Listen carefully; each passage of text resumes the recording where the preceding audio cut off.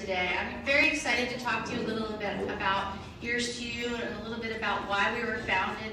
And we're going to talk a little bit about positivity and what that means for us, for Ears to You, and what that could mean for you in your life. But first, as a cancer survivor, I am always inspired to hear numbers. Oh, that's a 5-year cancer survivor. That's a 10-year cancer survivor. And at our annual gala every year, we honor 8 cancer survivors, and we talk about their journeys. So if you wouldn't mind indulging me for a second, would all cancer survivors in the room please stand?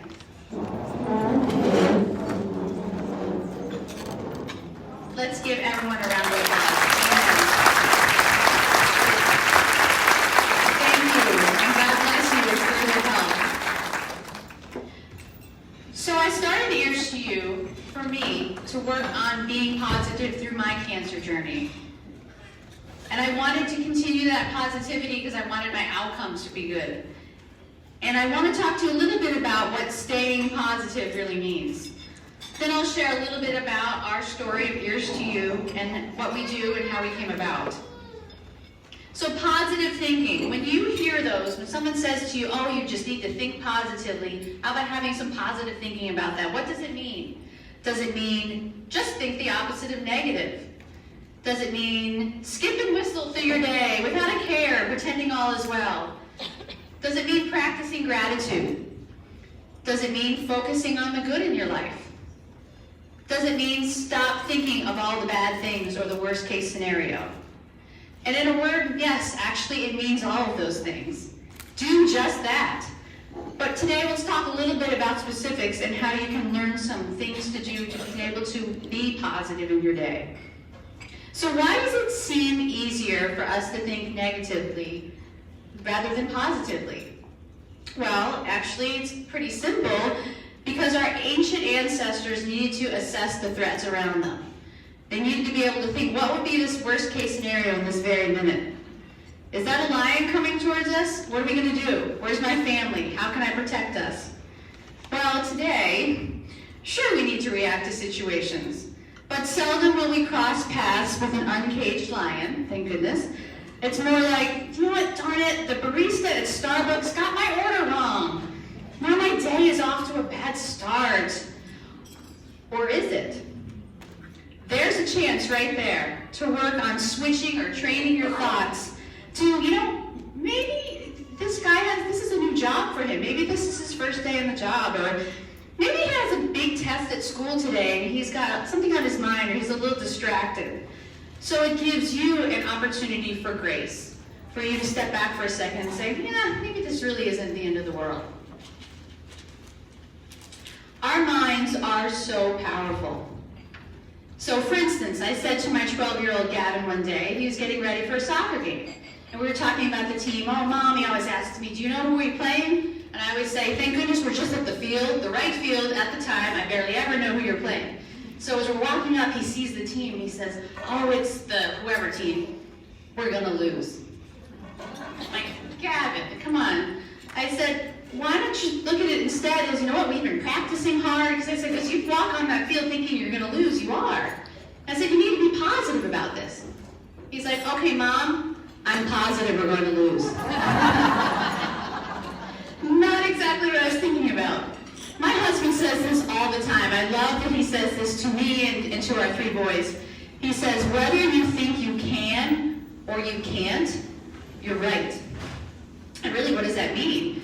Like with Gavin, if he goes into that situation thinking, our team's going to lose today, he's probably not going to play his best. He's probably not going to stand as a goalie and really try to cut off all the angles for the goal. He'll try, but he'll have that in the back of his mind, like, they're so much better than us.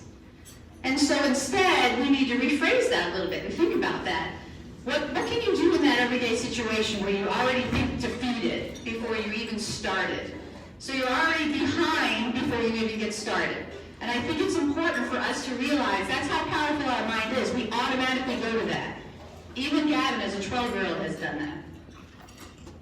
My mother-in-law said to me when I was diagnosed with cancer, which was a punch in the gut, which was out of the blue, there was no family history or anything, I was 37 years old. And she said to me, you know what, Ruth, you may have cancer, but it doesn't have you. And at the time, I thought, well, that was an interesting thing for her to say. But as I thought about it a little bit more, as the weeks went on, I got into my treatment, once I knew the plan, what was going to happen, I started thinking about it and thinking, I don't need to identify with the negative part of what cancer is going to do. I don't need to do that. And I'm going to focus on my health. And I was even explaining this to my 17-year-old yesterday. I said, I never thought of myself as sick. Going through treatment was just something I needed to do to get this out of my body, and we're just going to move on. And that was just a mindset choice. And I was glad she said that to me at the time, because I wouldn't have thought to say that to anybody, but she did. She said that to me, and I thought, wow, that's really powerful. Harness the power of your mind to bless yourself and others.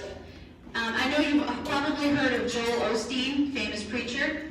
His mom, and he talked about this in one of his books, was diagnosed with a pretty serious cancer. And I want to say it was stage 3 or 4, but I don't remember. But she decided, and she told him, and she told everybody, she said, I'm going to be good, I'm going to be good, I'm going to be healthy, I'm going to beat this. She walked around actually saying out loud, not just thinking it, not just like letting people know I'm going to be good. She walked around every day saying, I am healthy, I am filled with life and vigor, and just, I'm going to be awesome, I'm going to come out on this the other side. And you know what? She did. And she harnessed that power of positivity. And it's not always easy. It's not. But it is possible. The book, The Power of Positive Thinking, I don't know if you've ever read it. It's an older book. It's written by Norman Vincent Peale. It's a great book if you haven't read it. Now, it's a little bit dated. There's some references. I have to laugh when I read it. But it's such a great way to help you frame your mind. And there's a great story, and I like to talk about this story a lot. I remind my kids of it every once in a while. He talks about this guy, let's call him Jim. And Jim's office mates decide they're going to play a joke on Jim. And so Jim comes in, he's perfectly fine, had a perfectly great 8 hours of sleep the night before. And he comes in, sits in his office, and they start coming in about every 20 minutes to half an hour. First person comes in and says, Jim, have you heard what's going on in accounting? Jim's like, no, what's going on? He said, gosh, there's like 5 people out with the flu. It must be going around. Jim's like, wow, that's kind of bad. Geez, I hope they feel better. A couple minutes later, someone else comes in and says, wow, Jim, did you get some sleep last night? Because, gosh, you look exhausted. Jim's like, well, yeah, I do. I feel okay. I got some sleep. Okay, because, your eyes got some circles under it. Are you sweating a little bit? You look a little hot. This continued for an hour, and did you know by 10 o'clock, Jim went home sick? Nothing was wrong with him. Nothing. He came in perfectly healthy. And that shows you how powerful we can convince ourselves of anything. So let's take a moment and say, what can we convince ourselves of today? We can convince ourselves that we are worthy, that we have value, that we are here supporting a wonderful cause, that we can make a difference. So let's start thinking about those positive things. And looking at what we did with Ears to You, we started thinking about how can we help cancer patients be positive? Because it's hard sometimes. I can tell you that as a cancer patient. When I went through treatment, it's not all sunshine and unicorns and rainbows. There's some tough days. So I was in the hospital. I had a fever, and they have to make sure you don't have an infection. So you're there for 3 days. So of course, fevers don't come at 2 in the afternoon. They come at 2 a.m. And so we went to the hospital. I had nothing with me. And my husband said, what would you like me to bring back? And I said, I had nothing. I was bald. I said, I need earrings. I need my makeup. I need a hat, my headscarf. And he, looked at me with that worried look like, which earrings? And I said, honey, whatever earrings you want to bring back will be fine. So he brought them back. And when, I put all those things back on, I felt phenomenally different. I felt like Ruth. I didn't feel like this stranger. I looked in the mirror and like, who is that?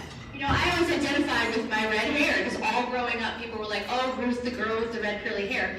And then all of a sudden, none of that hair was there. So, just putting on that wig and that makeup and those earrings helped me feel attractive. Helped me feel just normal Ruth. And I thought about it and really feeling like God inspired that idea in me and thought, I bet other cancer patients feel this way too. Just that opportunity to have a moment of feeling like myself. So my friend Debbie, who's right over there, she has her own jewelry business, and I came right to her and said, Debbie, I have this idea. I would really like to donate earrings to women going through cancer treatments. And she said, absolutely, what can I do to help? So in 2008, on the day of my last chemotherapy treatment at the Cleveland Clinic downtown, we brought 180 pairs of earrings, and they all went like that. And we knew, okay, we've got something here. And so we were so super excited to continue the program. So we slowly grew it. We added girls, so we added teens and tweens. Because my goodness, as a 37-year-old losing her hair was hard enough. I cannot imagine being a whole lot younger, already going through the stuff you do at puberty and losing your hair. And so we decided to do this because it's creating that moment of joy and hope. We talk a lot about those two words, joy and hope. And what better way to be positive is to focus on the joy and the hope. So once we did that, men would come up and tease us. They're like, hey, what about us? And so we started a hat donation program, and we added men and boys. So now we have helped cancer patients of all ages, kids through adults with any type of cancer. We added headscarves at the request of one of our hospitals. Sometimes women will like to wear something other than a wig on their head, and the headscarves are super soft and attractive, and so they feel good. So they can cover their head but still feel good. And most recently, last year, we added inspirational books. Because we thought, it would be great to be able to have something else for someone to have if you're coming in for multiple treatments. Sometimes the social workers will use the donations to break the ice. Sometimes patients have a hard time talking about maybe what's bothering them, and the opportunity to choose one of the donations kind of helps distract for a few minutes. Hey, let's choose a great pair of earrings. What would you like today? And then that kind of distracts you. Because there's nothing harder than sitting there and they're coming to put a medicine in your IV and the nurse is completely gowned up. And you're thinking, wow, this is serious stuff. But to have that moment of someone, hey, let's go do this over here, then you're not focusing so much on what's going on around you. We do work with hospital partners. We have 24 hospital partners as well as individual patients to distribute our earrings and our hats, our headscarves, and our books. The donations are appreciated in two different ways. One, obviously, for the donation itself, having a great pair of earrings, having a new hat, having a book to read, having a headscarf.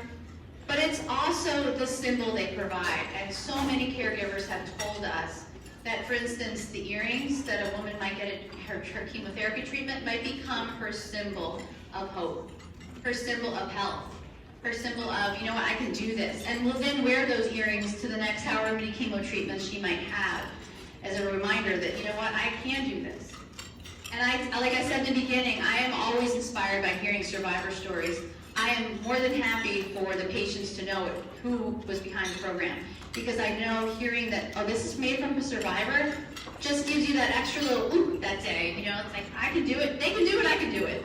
And it's so helpful to hear those stories. And you know what, I think it's a little bit of looking to the future, and we're giving them an opportunity to say, let's look past today, let's look at a healthier tomorrow. That positive thought stream that we're trying to provide is priceless, and that's what I'd like to leave you with today.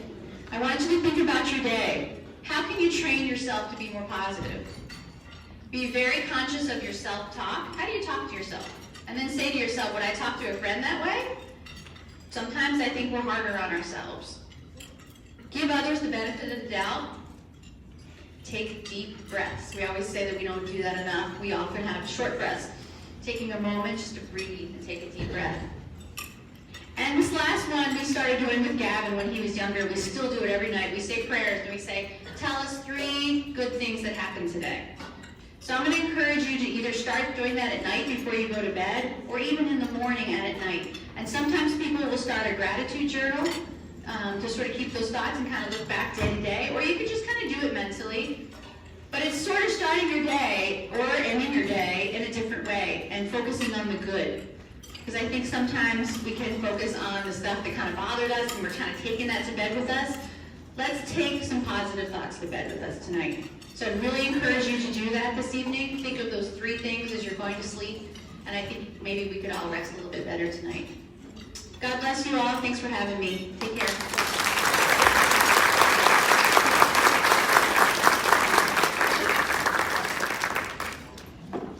Thank you, Ruth, for that very